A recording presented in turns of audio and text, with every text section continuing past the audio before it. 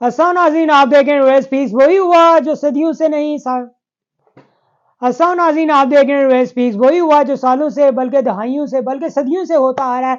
Pakistan cricket team एक बार फिर Australia में व्हाइट वॉश का शिकार हो गई। ऑस्ट्रेलियन क्रिकेट टीम ने पाकिस्तान क्रिकेट टीम की एक ना चलने दी। खेल के तीनों डिपार्टमेंट में पाकिस्तान चारों शाने चित हो गया। ऑस्ट्रेलिया पाकिस्तान से सीरीज 3-0 से लेकर निकलने में कामयाब हो गया। आज करेंगे इसी सब पर बात।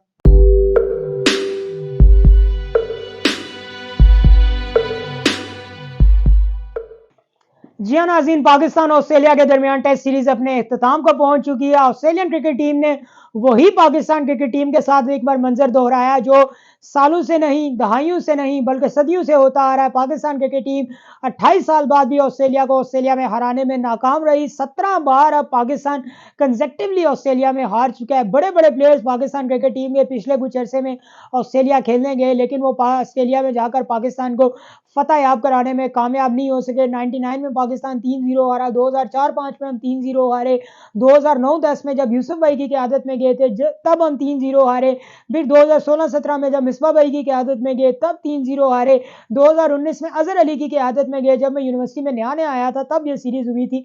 2 मैचेस की सीरीज़ थी वो, वहाँ भी पाकिस्तान 2 मैचेस से हार गया और इनिंग्स के मार्जिन से पाकिस्तान को शिकस्त हुई। और अब पाकिस्तान 2023-24 में शान मसूद की क़यादत में ऑस्ट्रेलिया गया, जो कि नए नवेले कप्तान थे पाकिस्तान क्रिकेट टीम के, लेकिन वही हुआ जो दहाइयों से होता आ रहा है। पाकिस्तान क्रिकेट टीम ऑस्ट्रेलिया से 3-0 से हार गई। पाकिस्तान क्रिकेट टीम देखें बहुत ज़्यादा प्रॉब्लम्स नज़र आई, इंजरीज के मसाइल नज़र आए, फील्डिंग प्रॉब्लम बहुत नज़र आई, बैटिंग क्लिक करती हुई नज़र नहीं आई।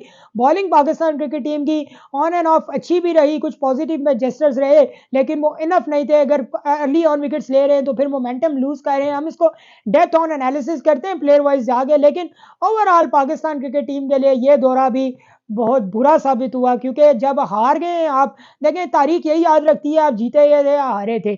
ये अच्छा खेला, बुरा खेला, ये एक दिन बात होगी, 2 दिन बात होगी। आज अभी देखें, मैंने एक सांस में पिछले 20-25 साल का ट्रैक रिकॉर्ड आपको गिनवाया। मैंने बिल्कुल ये नहीं बताया किसने किसने सेंचुरी बनाई, किसने कहाँ पे अच्छा स्पेल किया।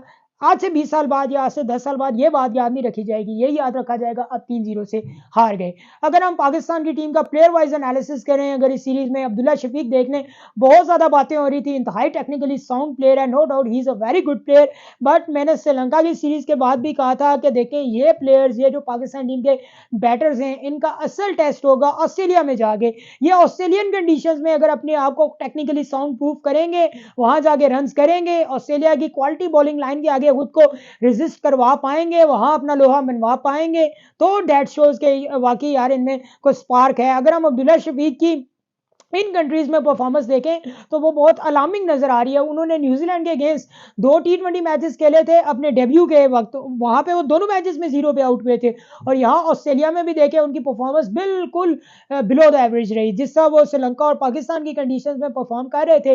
ही is a very good batter, but अगर जब तक आप ऑस्ट्रेलियन कंडीशंस में और क्वालिटी बॉलिंग लाइन के आगे जाके परफॉर्म नहीं करेंगे तो आपकी ये जो वेरी गुड बैटर की जो लाइन है ये जस्टिफाई नहीं हो पाती। ठीक है, तो अब्दुल्ला शफीक के लिए प्रॉब्लम्स इस सीरीज में बहुत ज्यादा नजर आई। शॉर्ट सिलेक्शन का बहुत मसला नजर आया, स्पेशली जिस वो एससीजी के मैदान पर पहली इनिंग्स में आउट हुए, दूसरी बॉल पे इंतहाई पैथेटिक किस्म का शॉट था, वो छठे सातवें स्टंप के बॉल को उठाने के लिए चले गए। यार थोड़ा हौसला कर जा। ऊपर से उनका विकेट का जो विकेट कह रहा हूँ सॉरी, जिस तरह वो उन्होंने स्लिप पे कैचेस ड्रॉप किए वो बहुत ज्यादा डिस्टर्बिंग नजर आया। तो secondly Imamul Haq recently Australia पहुंचे एंड देन, लेकिन उनके ऑस्ट्रेलिया में परफॉर्मेंस बहुत ही ज्यादा बिलो द एवरेज रही। देखें, उन्होंने 2 मैचेस खेले और बिल्कुल परफॉर्म नहीं कर पाए। पहले मैच में उन्होंने 50 प्लस रन स्कोर किए, लेकिन 200 बॉलों पे जाके उन्होंने 50 बनाई, जिसपे बहुत ज्यादा क्रिटिसिज्म हुआ कि इमामुल हक अपने लिए खेल रहे हैं। देखें, इमामुल हक की अगर हम स्टैट्स वाइज जाके बात करें ना, तो इमामुल हक ने, हम अगर होम ग्राउंड की कंडीशंस में देखें और स्पेशली पिंडी के ग्राउंड में देखें तो उनका एवरेज 145 का नजर आता है, और लेकिन जब वो इन कंट्रीज में मूव कर जाते हैं तो वो बिल्कुल बिलो द एवरेज उनकी परफॉर्मेंस चली जाती है। लास्ट टाइम भी जो वो ऑस्ट्रेलिया गए थे तो अपने आखिरी टेस्ट मैच की दोनों इनिंग्स में वो 0 पे आउट हो गए थे, एंड देन यहाँ पे उनकी परफॉर्मेंस देख लें बिलो द एवरेज नजर आई और फिर उन्हें ड्रॉप कर दिया गया। थर्ड मैच में साइम अयूब को खिलाया गया। देखिए साइम अयूब ठीक है वो अच्छा परफॉर्म नहीं कर पाए, लेकिन जितना भी उन्होंने परफॉर्म किया एक झलक नज़र आई है कि कोई एक अच्छा बैटर है, जिसे उन्होंने दूसरी इनिंग्स में स्ट्रोक्स लगाए। पैट कमिंस को जिसे उन्होंने पहली बॉल में उठा के चौका मारा, दैट शोज के कॉन्फिडेंस है उनमें। ठीक है वो टाइम के साथ साथ इंप्रूव करेंगे और इंशाल्लाह पाकिस्तान क्रिकेट टीम के लिए बेटर हो जाएंगे। ठीक है, लेकिन अगर हम बाबर आजम की बात करें तो बाबर आजम के लिए यार ये दौरा बहुत ज़्यादा डिस्टर्बिंग रहा। ये दौरा भी और 2022 पूरा भी टेस्ट क्रिकेट में बाबर आजम के लिए बहुत ज़्यादा डिस्टर्बिंग नजर आया। बाबर आजम सिंगल 50 भी करने में कामयाब नहीं हुए। जब से बाबर आजम ने डेब्यू किया वो एक कैलेंडर ईयर में पहली बार टेस्ट क्रिकेट में 50 रन करने में नाकाम हुए। तो बाबर आजम देखें एक बैड पैच जरूर चल रहा है बाबर आजम का। देखिए मेरा ख्याल है कहीं न कहीं बाबर आज़म को थोड़ा रेस्ट ले लेना चाहिए। बहुत ज़्यादा वो क्रिकेट खेल रहे हैं, बहुत ज़्यादा फटीग शायद नज़र आ रहे हैं, कुछ डिस्टर्ब कह सकते हैं इस लफ्ज़ को। लेकिन बाबर आज़म एक बड़े प्लेयर हैं, उनको ओवरकम करना पड़ेगा इस चीज़ को। देखिए जिस तरह वो through out the series plan होके आउट होते रहे, पैट कमिंस उन्हें तकरीबन ऑलमोस्ट एक ही लाइन एंड लेंथ पे उनकी विकेट उड़ाते रहे। ये उनके लिए काफ़ी अलार्मिंग, डिस्टर्बिंग सिचुएशन क्रिएट कर रहा था। तो देखें बाबर आज़म एक पाकिस्तान के लेजेंड हैं, पाकिस्तान के लिए उन्होंने बहुत ज़्यादा परफॉर्म किया है, लेकिन जिस तरह वो लास्ट टूर पे ऑस्ट्रेलिया जाके उन्होंने परफॉर्म किया था, इस बार बाबर आजम बिल्कुल उससे ऑपोजिट नजर आए। आना 2-4 चौके अच्छे लगाना दैट्स नॉट इनफ, ये बाबर आजम की क्लास को जस्टिफाई नहीं करता। और एक बात थी कि बाबर आजम कप्तानी के प्रेशर में, अब उनकी कप्तानी भी जा चुकी थी, तो ये उम्मीद थी कि शायद वो आउट ऑफ द बॉक्स आगे परफॉर्म करेंगे। लेकिन बाबर आजम का परफॉर्म ना करना पाकिस्तान के लिए इस सीरीज में बहुत ज़्यादा प्रॉब्लम क्रिएटिंग रहा है। और अब आगे व्हाइट बॉल का सीजन शुरू हो रहा है, तो let's see Babar Azam test cricket के बुरी फॉर्म को कहीं व्हाइट बॉल में ना कैरी ऑन कर लें, क्योंकि अगर यहाँ पे वो आगे इस फॉर्म के साथ तो बहुत ज़्यादा प्रॉब्लम हो जाएगी बाबर आजम के लिए। और अब मेरा ख्याल है बाबर आजम आपको पाकिस्तान टीम के लिए ओपनिंग करते हुए भी शायद नज़र ना आए, जितनी मेरी इत्तलाहात हैं या जितना कोई मंजर खाका मारूजी हालात नज़र आ रहे हैं इस टाइम। देन उसके बाद शान मसूद जो पाकिस्तान क्रिकेट टीम के नए नवेले कप्तान बने थे, पहला दौरा था उनका ऑस्ट्रेलिया के लिए, काफ़ी पढ़े लिखे, इंग्लिश बड़ी तगड़ी बोलते हैं, लेकिन हम उन्हें इंग्लिश बोलने तो नहीं भेजा, खेलने भेजा है।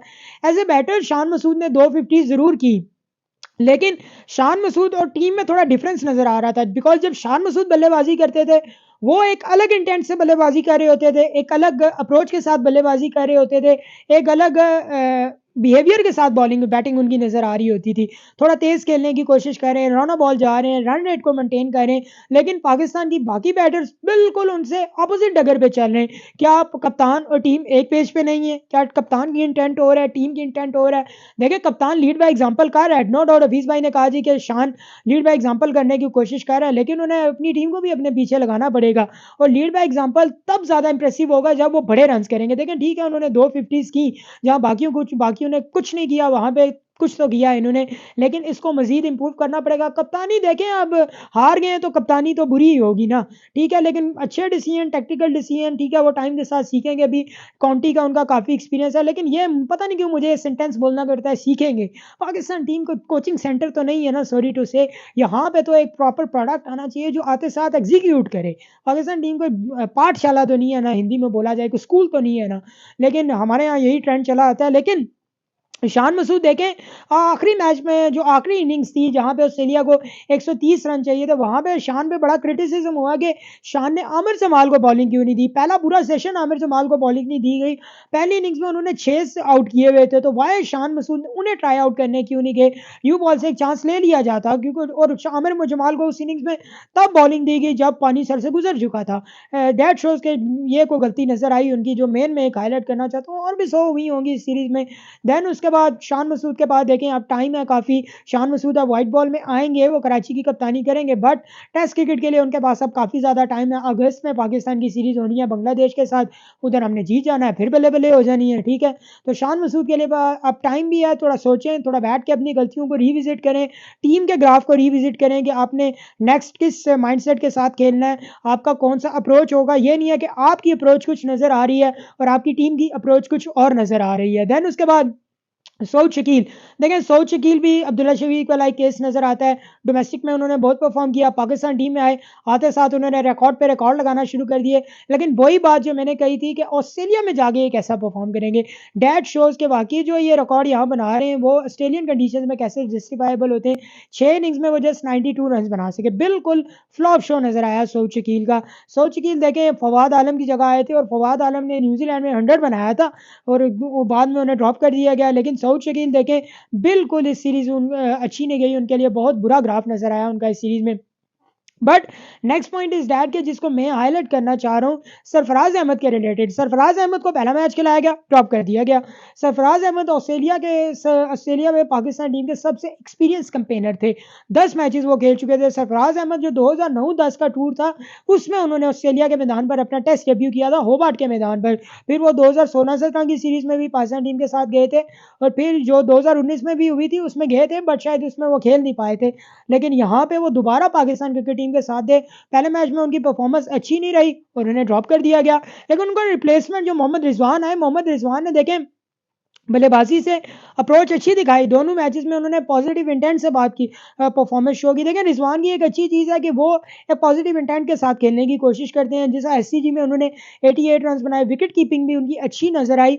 नो डाउट अब बॉलर 10-10 फुट के 22 दे रहे हैं तो उसमें रिजवान तो कुछ नहीं कर सकता ना, लेकिन रिजवान का ओवरऑल ग्राफ अच्छा रहा।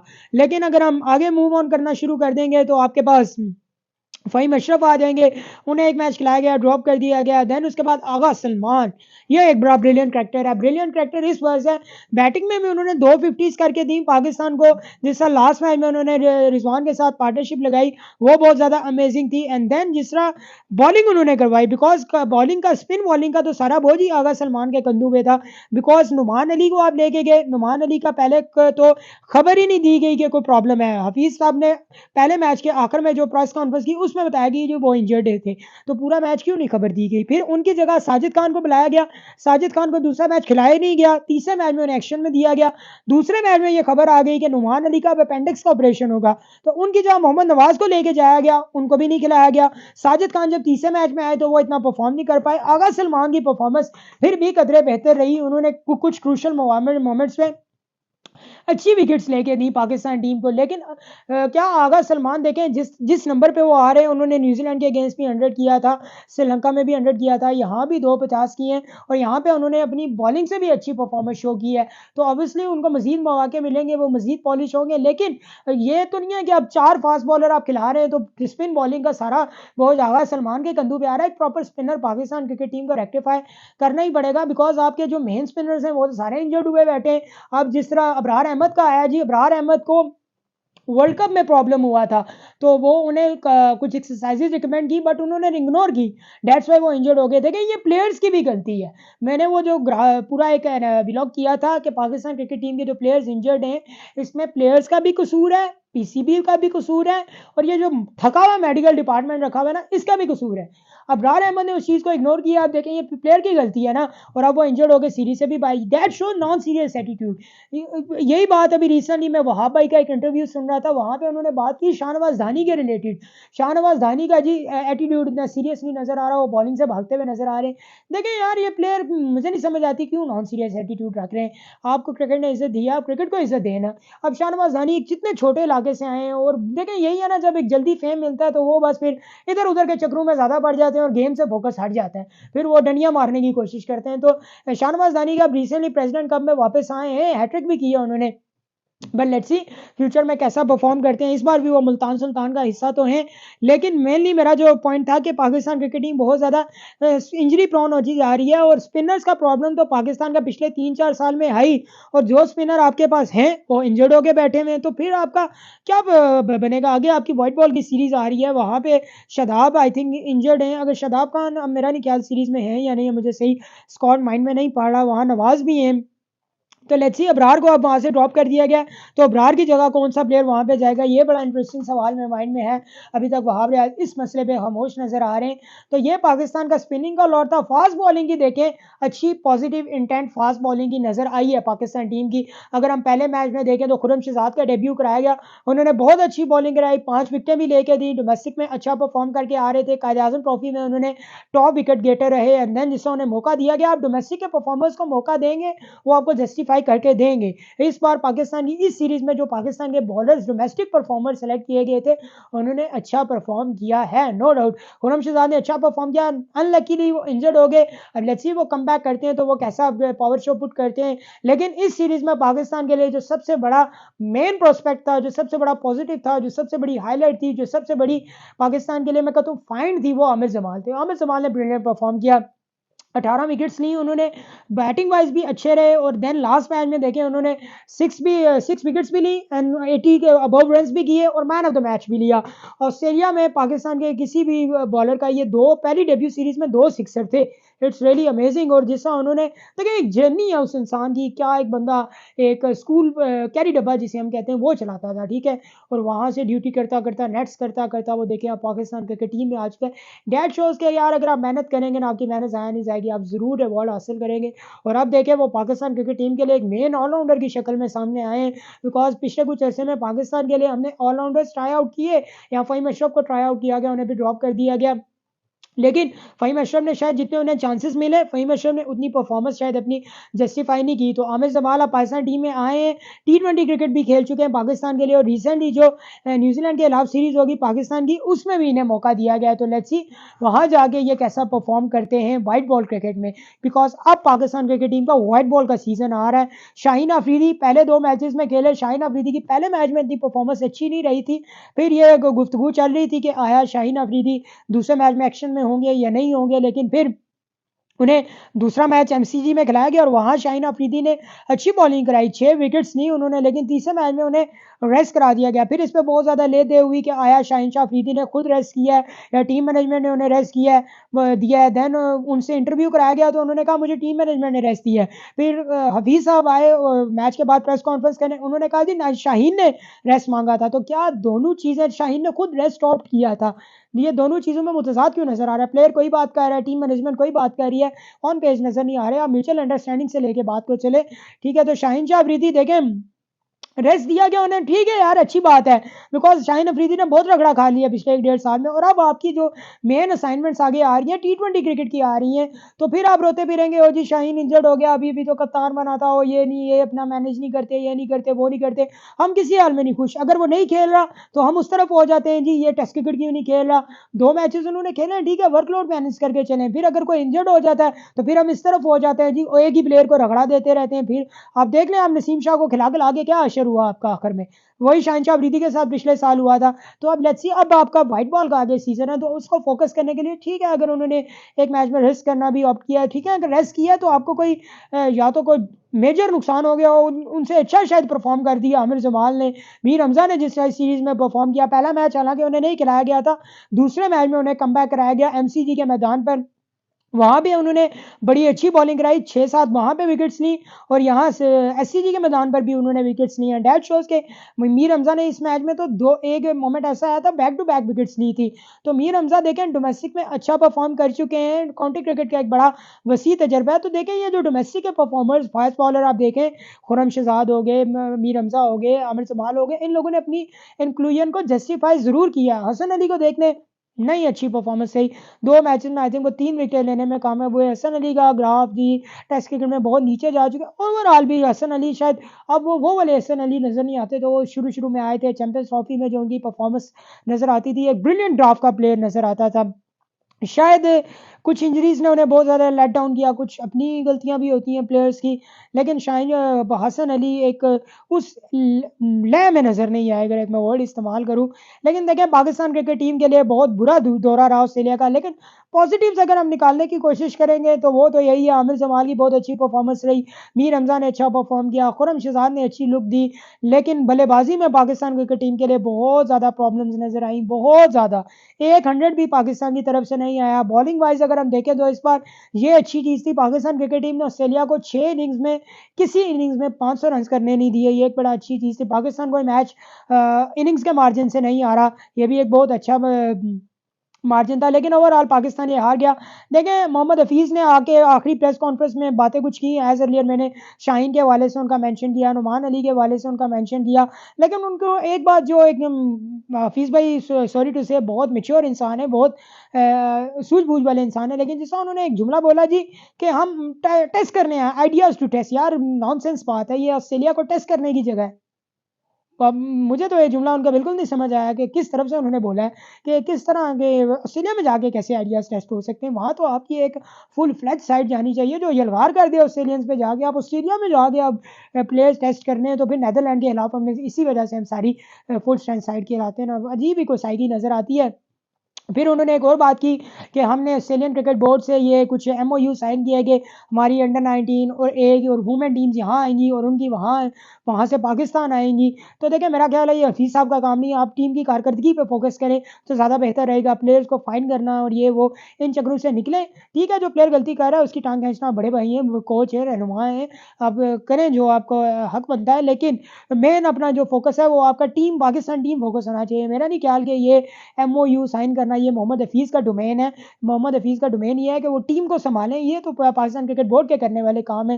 लेकिन देखें ओवरऑल पाकिस्तान क्रिकेट टीम हार गई। देखें यहाँ सिस्टम का एक जैसा, हम हर बार जाते हैं ऑस्ट्रेलिया हार के आ जाते हैं, फिर वही बातें लेके बैठ जाते हैं जी सिस्टम नहीं ठीक, फलां नहीं ठीक, कोच नहीं ठीक, बॉलर नहीं ठीक, ये नहीं ठीक, वो नहीं ठीक। हम यहाँ सिस्टम को स्टेबिलिटी रहने ही नहीं देते। एक सीजन में एक सिस्टम होता है, फिर एसोसिएशन का सिस्टम आ जाता है, दोबारा रीजन इस बार आ चुके हैं। आप देखें सेंचुरीज में सेंचुरीज प्रेसिडेंट ट्रॉफी में बन रही है। हम क्वांटिटी वाइज टनों के हिसाब से हमारे प्लेयर्स रन बना देते हैं, लेकिन जब वो क्वालिटी साइड के अगेंस्ट टेस्ट होते हैं जाके तो वो बिल्कुल एक्सपोज होकर रह जाते हैं। क्वालिटी बहुत गिर चुकी है, हमें अपने सिस्टम में क्वालिटी का इंजेक्शन ज़्यादा डालना पड़ेगा बजाय इसके कि क्वांटिटी का। तो देखें अब शान मसूद और ये टीम मैनेजमेंट भी क्या करे यार। अब पिछले एक साल में को 7500 तो टीम मैनेजमेंट चेंज हो चुके हैं। श्रीलंका की सीरीज में जब विकी आर्थर वगैरह पाकिस्तान क्रिकेट टीम के सेटअप में थे, उस वक्त पाकिस्तान टीम का क्या ग्राफ था, पाकिस्तान टीम की खेलने का इंटेंट क्या था, वो जिसे पाकिस्तान वे कहा जा रहा था। ये मोहम्मद हफीज साहब की मैनेजमेंट आई, वो पाकिस्तान वे किधर गायब हो गया? वो अचानक कहीं धुंध में गायब हो गया। आजकल धुंध बहुत ज्यादा पड़ रही है, तो बिल्कुल कोई आवे का आवा ही बिखरा हुआ नजर आया। अब देखें पाकिस्तान के लिए व्हाइट बॉल का सीजन शुरू हो जाएगा। एक तो हम टेस्ट क्रिकेट खेलते ही बहुत ज्यादा है, लास्ट ईयर हमने 5 मैचेस खेले और इस साल भी मेरा ख्याल है एक मैच हमने अभी खेला है, 2 बांग्लादेश के अगेंस्ट खेलने और एक और लास्ट साल के आखिर में सीरीज होगी। इससे ज्यादा तो कुछ नहीं है टेस्ट क्रिकेट में आपके लिए। तो जब हम मैचेस ही इतने कम खेलेंगे, आप अपने प्लेयर्स को इतना एक्सपोजर ही नहीं दे पा रहे, तो फिर परफॉर्मेंस भी इसी तरह की होनी है और फिर प्लेयर्स भी क्यों टेस्ट क्रिकेट पे फोकस करें। टेस्ट क्रिकेट में इंसेंटिव्स नहीं इतने मिल रहे। आप देखें 10 लाख भी मैच की फीस अगर आप दे रहे हैं एक मैच की, तो 50 लाख, दैट्स इट, पूरे साल का। तो ये आपको कुछ सोचना पड़ेगा। हफीज भाई ने ये अच्छी सजेशन दी कि एक इक्वल रेशो होने चाहिए ताकि लोग इसकी तरफ भी इंगेज हों। देखिए मैं अक्सर एक जुमला बोलता होता हूँ, प्रोफेशनलिज्म, प्रोफेशन और पैशन में फ़र्क होता है। हमारे यहाँ कहा जाता है जी पैशन से आप अपने प्रोफेशन को चलाएं, और यार उसने अपनी रोटी रोजी भी तो कमानी है ना। फिर आप कहते हैं वो लीग क्रिकेट की तरफ भाग रहा है। तो ओवरऑल यार देखें हम पाकिस्तान क्रिकेट बोर्ड का तो आगे का अभी बिगड़ा हुआ है। यहाँ दिन कुछ रात कुछ, कब इलेक्शन होंगे कोई अता पता नहीं है। इस पे डिटेल वो बात होती रहेगी इंशाल्लाह। बहुत जल्द आपसे दोबारा मुलाकात होगी, तब तक के लिए अल्लाह ने के बाद दुआ में याद रखिएगा। पाकिस्तान जिंदाबाद, कश्मीर पाइंदाबाद।